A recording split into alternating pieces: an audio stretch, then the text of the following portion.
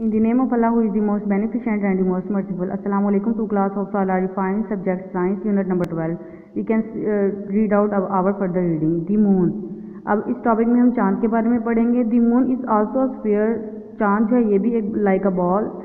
It is much smaller than the earth. ये ज़मीन से बहुत छोटा है. The earth is 50 times bigger than the moon. ज़मीन जो है ये 50 times 50 times मून से बड़ी है. The moon is called a satellite. चांद जो है ये सैटेलाइट कहलाता है. It goes round the earth. ये अर्थ के गिर्द चक्कर लगाता है. Taking 29 days to complete one orbit.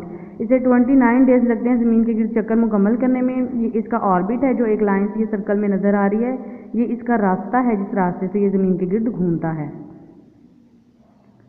From the earth we always see the same sides of the moon because it rotates on its axis. हमें चांद की एक ही साइड नज़र आती है बिकॉज ये अपने एक्सिस में रोटेट करता है. In almost the same times it taking to orbit the earth.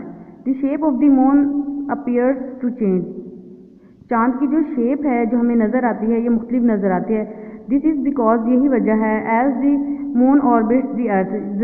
चांद जो है ये ज़मीन के गिर्द घूमता है. Only the part of the moon on which the sunlight is falling is visible to us. चांद का वो हिस्सा जिस पर सूरज की रोशनी पड़ती है हमें वो हिस्सा रोशन नज़र आता है और बाकी का चांद हमें नहीं नज़र आता क्योंकि चांद की अपनी कोई रोशनी नहीं होती है. रोशनी रिफ्लेक्ट करता है, सूरज की रोशनी लेता है. There is no life on the moon. चांद पर कोई ज़िंदगी नहीं है because there is no air there क्योंकि वहाँ पे कोई हवा ही नहीं है. There is also very little water there. वहाँ पे थोड़ा सा पानी है. Some countries have sent spaceship into space. कुछ कंट्रीज़ ने स्पेसशिप भेजे स्पेस में. In 1969 an American called Neil Armstrong was the first man to walk on the moon. America का एक आदमी जिसका नाम नील आर्मस्ट्रॉन्ग था वो पहला आदमी था जिसने चांद पे चला 1969 में.